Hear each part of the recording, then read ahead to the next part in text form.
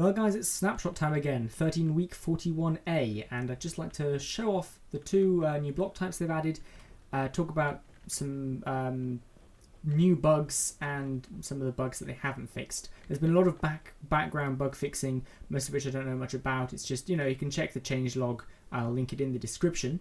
Biggest thing, of course, that everyone's excited about is the stained glass. There's 16 colours of that, including white and black, and the glass panes have been added as well. They do join together. Pretty cool, you know, gives a bit of a background tint. They still have a rather annoying solid border, which very few people like about glass. But as you can see, these pixels here are completely solid, whereas on the stain blocks, you can see through them. So, you know, that's quite cool. I'm hoping they'll update the glass texture to be like that as well. You know, bit of alpha transparency in there. You can craft them both. You can craft the blue stained glass by putting a die surrounded by 8 glass blocks, similar to the stained clay, and you can make glass panes using those stained blocks. So I can give you an example here. We can make 8 blue stained glass, and we can turn those into 6 glass panes. By the way, small bug. I've noticed that minecarts now have the tag name @ So, new bug there. I happened to spot that by accident. My inventory is often full of minecarts for no apparent reason. First thought I had with all this was sort of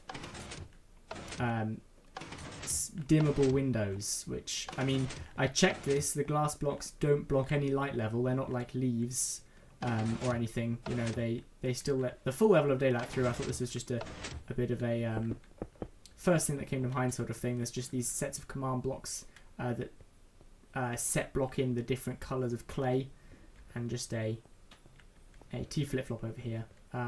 Pretty simple, but yeah. The other thing is that I'm rather annoyed to discover that the offset bug isn't fixed yet. We are currently, the Z is in negative figures, -256, which means that we have an offset of 2.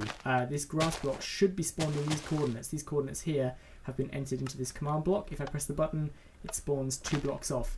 If we were in the negative for the X, so if we were -171, we would also, the command block would spawn the grass block there. So negative figures are still affecting set block, which is very sad. You have to use relative coordinates at the moment. One other thing about this snapshot, which is one of the first things I wanted to check when I heard about the stained glass, is to see whether they fixed this transparency bug. Now, it's clear that you still can't see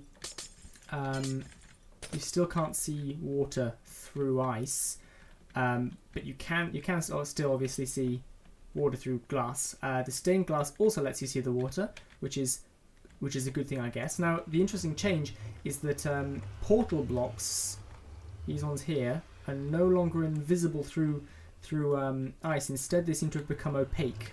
At least I'm fairly sure they're opaque. Let's put something contrasting back there.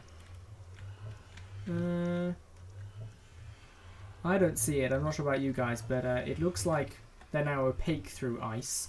However, you can still see portal blocks through the new stained glass, and it looks like I can just about see that, I think.